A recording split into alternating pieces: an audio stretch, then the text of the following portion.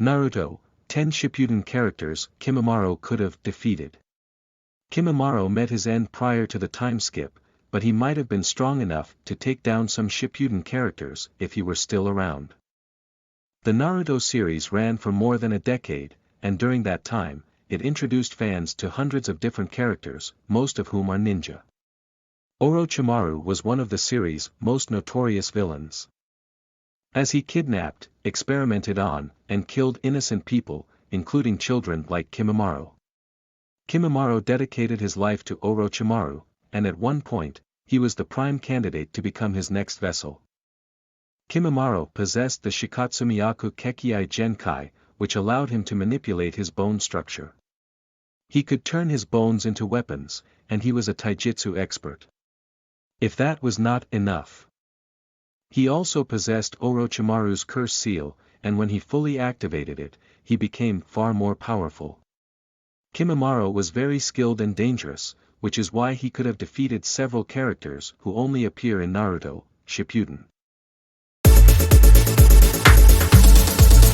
10. Sai's drawings wouldn't get close to Kimimaro. It took some time, but Sai managed to become one of the most likable characters introduced in Shippuden. Sai's Super Beast scroll technique allows him to bring anything he draws to life. But these ink creations can be easily destroyed under the right circumstances. Kimimaro can fire bones out of his fingers like bullets, and they would be strong and sharp enough to splatter Sai's drawings.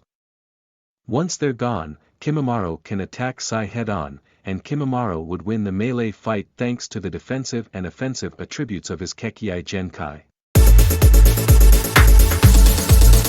9. Kimimaro would overwhelm Karen with his taijutsu. Karen was by no means a skilled fighter, but Orochimaru believed that she was strong enough to watch over his southern hideout. She is part of the Uzumaki clan, and she can use an incomplete version of the clan's adamantine sealing chains technique. She is also capable of sensing and tracking chakra over large distances. It is true that she would be able to track Kimimaro's movements, but that wouldn't do her much good. Kimimaro's taijutsu skills are arguably on par with Lee's, and Karen is nowhere near as skilled as Lee. Which means that she would likely impale herself on Kimimaro's bones if she tries to attack him. 8. He should be able to tear Haiden apart. Each Akatsuki member is useful in their own way, and Haiden's usefulness came from his immortality. Haiden possesses a jutsu that turns him into a human voodoo doll. And it only activates when he ingests some of his opponent's blood. Only a handful of characters are capable of countering this jutsu, and although Kimimaro is not one of them, he can defend himself long enough to immobilize Haiden. Kimimaro can use his bones to stop Haiden's blades from cutting him, and he can then use the opening to hack off pieces of Haiden's body. 7. Kimimaro's curse mark would let him destroy Akatsuchi's golems. The third Tsuchikage is one of Naruto's strongest allies, but even he needs to be guarded, which is where Akatsuchi comes in. Akatsuchi may be large, but he is incredibly fast, and he possesses immense physical strength. He can also create stone golems with his earth release. Under normal circumstances, Akatsuchi would probably be able to beat Kimimaro, but Orochimaru's cursed seal drastically changes things. If level 2 is activated, Kimimaro will have more than enough strength to plow through Akatsuchi's golems. Akatsuchi will have a hard time hurting Kimimaro in this form because his durability and healing both increase significantly. 6. He would tear through Maki's cloth binding with ease. Maki is a female jonin from the Sand Village, and it was thanks to her that the allied shinobi forces were able to seal several reanimated ninja during the Fourth Great Ninja War. She specializes in using cloth in battle for both offensive and defensive purposes. This may be a unique fighting style, but at the end of the day, it's still just cloth, and Kimimaro would be able to easily tear through it with his bones. At that point, it will become a taijutsu battle, and it will be extremely difficult for Maki to break through Kimimaro's bones. 5. Kimimaro vs. Mifune would be a close battle. Mifune is arguably the strongest samurai in the series, as he has mastered Lai, a fighting style that involves quickly unsheathing, slashing, and then resheathing his blade. This style makes it almost impossible for his opponents to weave hand signs. A battle between these two would be very close, but Kimimaro still holds a slight advantage because of his Kekkai Genkai. Mifune can slash at Kimimaro all day long, but he will probably be unable to cut through his bones, and all Kimimaro has to do is catch Mifune's sword with some of his ribs. This would leave the samurai without his greatest weapon. 4. Suigetsu's sword wouldn't be able to slice through Kimimaro. Suigetsu's battle with Kisame is a fight that many fans forget about, and that is unfortunate because it shows that Suigetsu is capable of holding his own against someone as powerful as an Akatsuki member.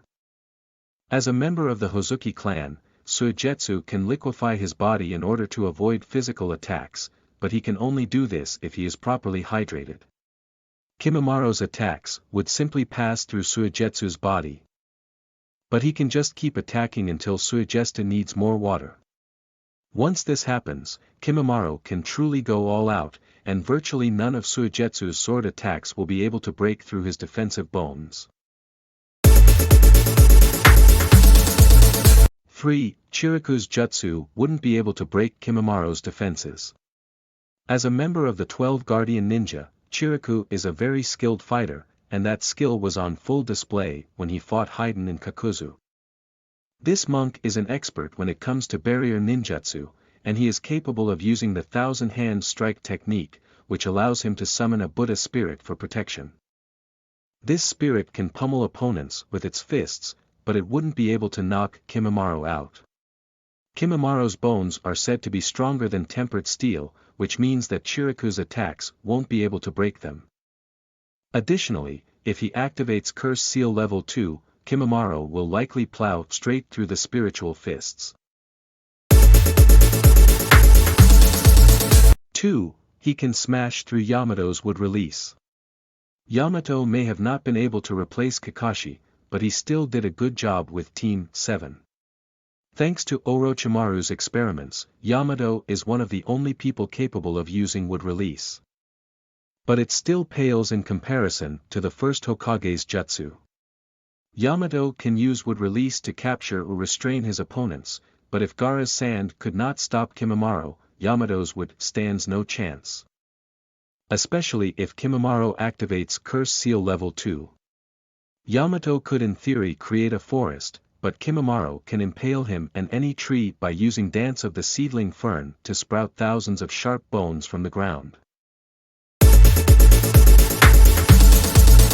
1. Kimimaro's bones should be able to block Gari's explosion release. Some fans think that Kekkai Genkai ruined the series, but they've helped it quite a bit. Gari was resurrected during the Fourth Great Ninja War, and he was able to use explosive chakra because he possessed the explosion release Kekkai Genkai. Gari combined his Kekkai Genkai with Taijutsu, and it caused his punches to explode on contact. If Kimimaro did not possess Shikatsumiyaku, Gari would obliterate him.